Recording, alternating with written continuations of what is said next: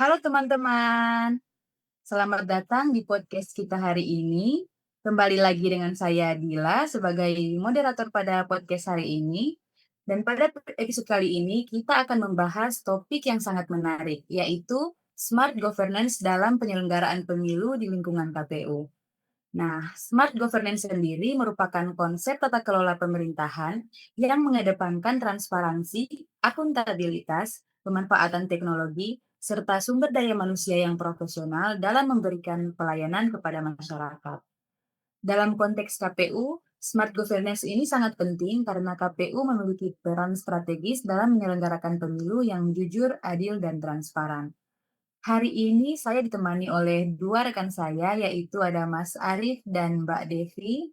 Iya, Selamat datang Mas Arif, Mbak Devi. Ya, iya Bu Dila, selamat terima siang kasih. Mbak Atika. Salam berintegritas. Salam. Salam berintegritas. Bagaimana kabarnya? Baik, Alhamdulillah, Baik, luar biasa. alhamdulillah. Terima Masih alhamdulillah. puasa ini Mbak Dila. Oke, mantap.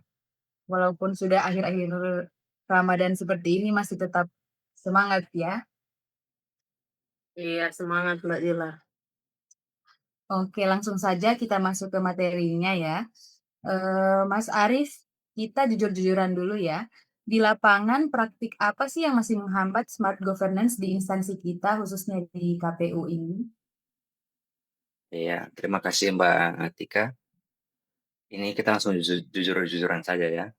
Praktik-praktik yang menghambat itu kita istilahkan dengan bad practice. Contoh-contoh nyata bad practice di lapangan itu seperti budaya paper based dan duplikasi data. Kadang meskipun sudah ada sistem digital nih, tapi kita masih diminta fotokopi, banyak bertumpuk berkas, karena hanya takut data digitalnya hilang. Akibatnya apa? Akibatnya penyimpanan kita penuh, gudang penuh dengan kertas dan data sulit dicari. Akibatnya apa? Pelayanan ke masyarakat atau peserta pemilu jadi terlambat. Kurang lebih seperti itu, Bu Dila. Benar. Oh iya, benar juga. Padahal kan sekarang ini kita sedang menuju smart ASN ya. Kira-kira apa sih penyebab kegagalannya menurut Mas Arif sendiri? Penyebab utamanya itu adalah stagnasi dan rendahnya digital literasi. Sebagian pegawai masih nyaman di zona lama. Mereka sulit untuk beradaptasi dengan kemajuan teknologi. Dari kacamata manajemen ASN, ini melanggar prinsip profesionalisme. Bagaimana cara kita mencegahnya itu? Kita butuh penegakan sistem merit yang ketat.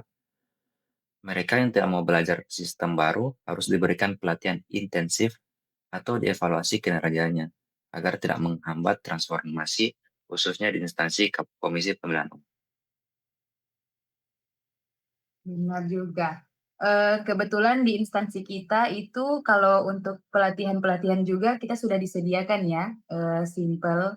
Iya, iya. Jadi pegawai-pegawai mungkin yang belum memiliki kompetensi mungkin eee, bisa ikut pelatihan lewat aplikasi itu.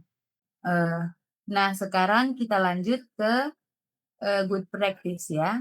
Benar seperti tadi kata Pak Arief, memang sangat berisiko ya kalau kita tetap pakai cara yang lama. Nah, Mbak Devi, kita kan KPU nih punya terobosan hebat nih lewat, aplikasi Siakba. Bisa ceritakan nggak kenapa ini aplikasi Siakba ini menjadi good practice? Betul Mbak Dila, Mbak Atika. Siakba itu adalah revolusi pendaftaran badan ad hoc, PPK atau PPS. Dulu pendaftaran harus antri panjang di kantor KPU atau kabupaten kota. Di kantor KPU kabupaten kota, membawa berkas fisik. Sekarang pendaftaran dilakukan secara mandiri lewat aplikasi.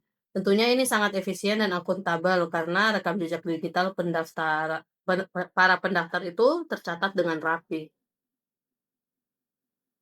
Benar. Apa kunci keberhasilannya sehingga ini bisa menular ke unit lain?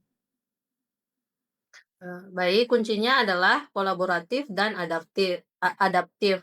Tim pusat dan daerah bersinergi menghancurkan ego sektoral ASN KPU di daerah sekarang dipaksa melek IT.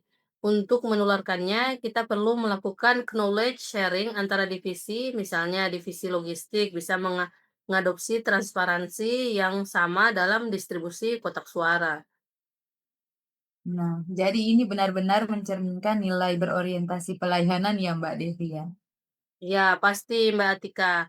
Kita memudahkan masyarakat untuk berpartisipasi menjadi penyelenggara tanpa ribet urusan birokrasi kertas.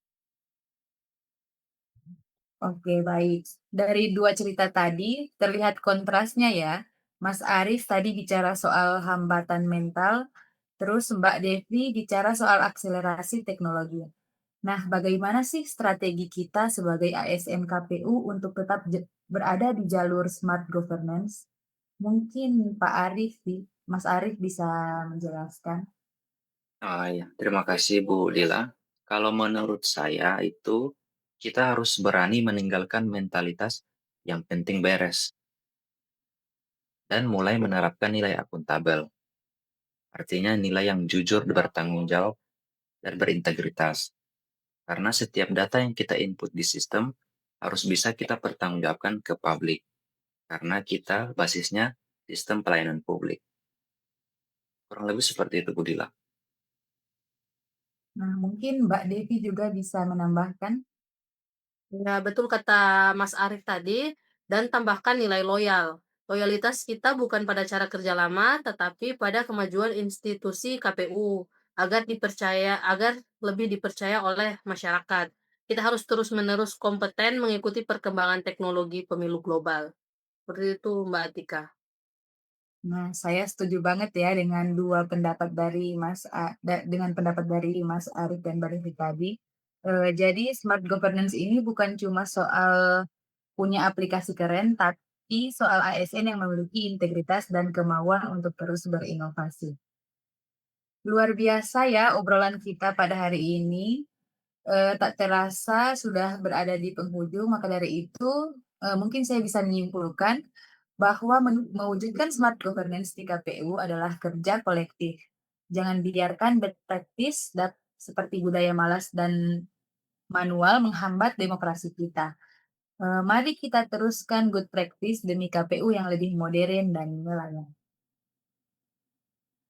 Terima kasih Mas Arif dan Mbak Devi. Terima kasih Saya juga Bu Dila Lila. pamit undur diri. Terima kasih. Rekan ASN, ingat integritas adalah harga mati. Inovasi adalah kebutuhan. KPU melayani. KPU melayani. Audio Jungle.